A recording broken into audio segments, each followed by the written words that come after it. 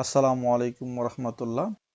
আমরা এখন শিখব যে একটি শব্দ বাক্যে কি ভাবে ব্যবহৃত হতে পারে। কোনটি শব্দ আমরা শিখব, যখন কোনো শব্দ শিখব তখনই আমাদের চিন্তা ভাবনা থাকতে হবে যেটা ভার্ব না নাউন না অ্যাডজেক্টিভ না অ্যাডভার্ব, এটা কোন পার্টস অফ স্পিচ এটা হতে পারে। এবং পরের স্টেপ হচ্ছে গিয়ে এই কোন পার্টস অফ স্পিচ কোন জায়গায় বসবে। আমরা এটা শব্দ লিখেছি ডিসাইড। ডিসাইড হচ্ছে ভার্ব। আমরা জানি ডিসাইড হচ্ছে ভার্ব, এর অর্থ হচ্ছে সিদ্ধান্ত নেওয়া। এখন এই সিদ্ধান্ত নেওয়া ভার্ব হিসেবে, তাহলে ভার্ব কোথায় বসবে? সাবজেক্টের পরে ভার্ব বসবে। অক্সিলারি ভার্ব যদি থাকে অক্সিলারি ভার্ব পরে পরে পরে ভার্ব বসবে। যেমন দে মাস্ট ডিসাইড, তাহলে আমরা এখানে দেখছি যে মাস্ট হচ্ছে মোডালস অক্সিলারি ভার্ব, এরপরে ডিসাইড বসেছে এবং মোডালস অক্সিলারি ভার্বের পরে ভার্বে বেস ফর্ম বসে সেই অনুযায়ী এটা বসেছে। পরের এক্সাম্পল যদি আমরা দেখি যে 2 নম্বর আমরা নাউন হিসেবে ডিসাইড ব্যবহৃত করে, তখন নাউন ফর্মটা হবে ডিসিশন। হিজ হচ্ছে কি pronominal adjective, his my your our their, pronominal অ্যাডজেক্টিভের পরে নাউন বসবে। আমাদের একটা জিনিস মাথায় রাখতে হবে যে অ্যাডজেক্টিভের পরেই কি বসবে? নাউন বসবে। এখন তাহলে হিজ, যদি অনেকের ধারণা যে হিজ হচ্ছে এটা প্রোনাউন, নো, এটা হচ্ছে প্রনোমিনাল অ্যাডজেক্টিভ। এই প্রনোমিনাল অ্যাডজেক্টিভ হওয়ার কারণে এরপরে আমরা কি বসেছে? নাউন বসেছে, ডিসিশন। হিজ ডিসিশন ওয়াজ ফাইনাল, তার সিদ্ধান্ত চূড়ান্ত। এখন আপনি যদি এখানে ডিসাইড দিয়ে দেন, এই ডিসিশনের জায়গায় যদি ডিসাইড দেন, কোনোদিনই হবে না, আপনার বাক্যটা ভুল হবে।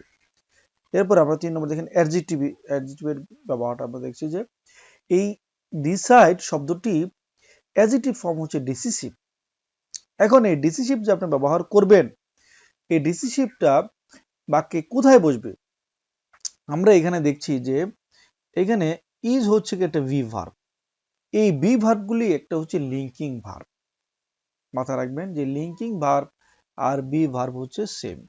তাহলে এই লিঙ্কিং ভার্ব যদি লিঙ্কিং ভার্ব হয়, লিঙ্কিং ভার্বের পরে বসবে অ্যাডজেক্টিভ এবং অ্যাডজেক্টিভটা এখানে বসেছে ডিসিসিভ।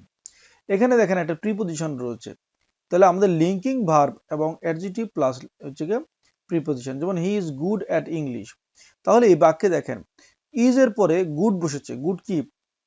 অ্যাডজেক্টিভ। অ্যাট বলেছি আমরা, তাহলে অ্যাট হচ্ছে কি একটা প্রিপজিশন। তাহলে দেখেন যে একটি শব্দ আমরা ডিসাইড শিখলাম, ডিসাইডটা হয়ে গেল ভার্ব ডিসাইড, নাউন হয়ে গেল ডিসিশন, অ্যাডজেক্টিভ হচ্ছে ডিসিসিভ। পরে আমরা দেখছি কেয়ার। এই দেখেন এখানে কেয়ার শব্দটা এখানে আছে। কেয়ার যদি আমরা বলি যে এই কেয়ার ভার্ব হচ্ছে কেয়ার নিজেই, হ্যাঁ, তাহলে কেয়ার যদি ভার্ব হয় তাহলে আমরা এটা লিখতে পারি parents always care for their children.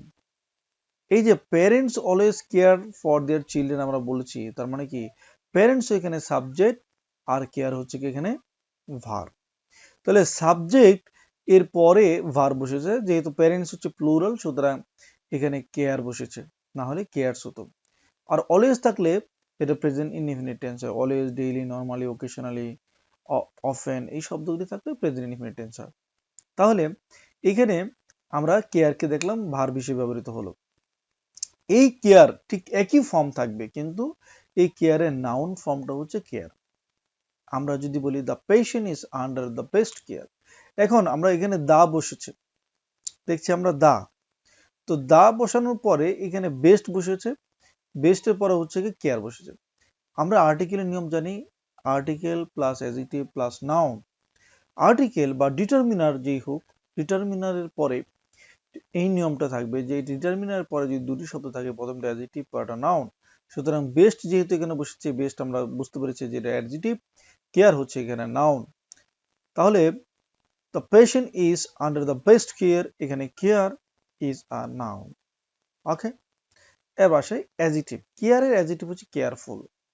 আমরা হয়তো অনেকেই জানি যে কেয়ারের অ্যাডজেক্টিভ কেয়ারফুল, কিন্তু বাক্যে যখন ব্যবহার করব তখন আমাদের অনেক টেনশন যে কোথায় বসাবো। হ্যাঁ, কোথায় বসাবো? বি ভার্বের পরে, বি ভার্ব, এবং বি ভার্ব হচ্ছে লিঙ্কিং ভার্ব। লিঙ্কিং ভার্ব বা বি ভার্বের পরে অ্যাডজেক্টিভ বসে। যেমন আমরা যদি একটা লিঙ্কিং ভার্ব নিয়ে আসি, লুক একটা লিঙ্কিং ভার্ব, গো একটা লিঙ্কিং ভার্ব, গ্রো একটা লিঙ্কিং ভার্ব, ঠিক আছে, অ্যাপিয়ার একটা লিঙ্কিং ভার্ব। এই যে লিঙ্কিং ভার্ব আমরা বললাম, লিঙ্কিং ভার্বের পরে বসবে অ্যাডজেক্টিভ, তার মানে বি কেয়ারফুল বসবে। হ্যাঁ, আমরা বললাম she looks beautiful, she looks, look হচ্ছে ভার্ব, ভার্বের পরে অ্যাডভার্ব বসার কথা, কিন্তু লুক এরপরে বসেছে কি বিউটিফুল মানে অ্যাডজেক্টিভ। তাহলে দেখেন এই লিঙ্কিং ভার্বের পরে বসে কি অ্যাডজেক্টিভ বসে। পর আমরা দেখছি অ্যাচিভ শব্দ নিয়ে আমরা একটু আলোচনা করব যে অ্যাচিভকে ভার্ব তো আমরা জানি achieve, you can achieve success with hard work, এটা আমরা বলে ফেললাম, কিন্তু অ্যাচিভের নাউনটা হচ্ছে অ্যাচিভমেন্ট। বলেন winning the award was a great achievement. এখানে দেখেন এ হচ্ছে কি একটা আর্টিকেল, এই আর্টিকেলের পরে দুটি শব্দ, প্রথমটা অ্যাডজেক্টিভ পরেরটা নাউন, সুতরাং গ্রেট হচ্ছে কি অ্যাডজেক্টিভ আর অ্যাচিভমেন্ট হচ্ছে কি নাউন। অ্যাচিভেবল এটা হচ্ছে কি adjective form, this goal is achievable. দেখেন ইজ এর পরে, ইজ হচ্ছে বি ভার্ব, আমি বলেছি বি ভার্ব বা লিঙ্কিং ভার্ব, বি বিকাম এগুলি হচ্ছে গেট, এগুলি লিঙ্কিং ভার্ব, গ্রো, তাহলে এই লিঙ্কিং ভার্বের পরে বসবে কি অ্যাডজেক্টিভ। তাহলে দিস গোল ইজ অ্যাচিভেবল, এই লক্ষ্যটি অবশ্যই অর্জনযোগ্য। ইফ উই ওয়ার্ক টুগেদার, যদি আমরা সবাই একত্রে কাজ করি। এরপর আমরা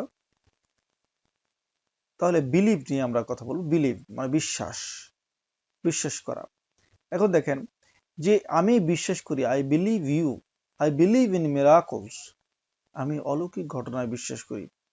নাউন হিসেবে যদি ব্যবহৃত হয়, দেখেন হার বিলিভ, আমরা আগেও পূর্বেও বলেছি যে এখানে প্রোনোমিনাল অ্যাডজেক্টিভ, হি হার, হার হচ্ছে প্রোনোমিনাল অ্যাডজেক্টিভ আর বিলিভ হচ্ছে এখানে নাউন। তাহলে কি her believe in fairness is strong, তার ন্যায় বিচারের প্রতি দৃঢ় বিশ্বাস রয়েছে। এবার দেখেন অ্যাডজেক্টিভ হিসেবে বিলিভেবল, আমরা অনেক সময় শুনি unbelievable. The story was very believable, গল্পটি খুবই বিশ্বাসযোগ্য ছিল।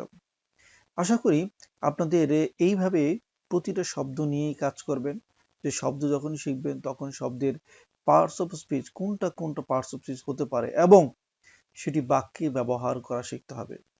আদারওয়াইজ আমাদের শব্দ কিন্তু মনে থাকবে না, বা শব্দ মনে থাকলেও আমরা বাক্যে কিন্তু ব্যবহার করতে পারবো না। সবাইকে ধন্যবাদ, ভালো থাকবেন সবাই, আসসালামু আলাইকুম রহমতুল্লাহ।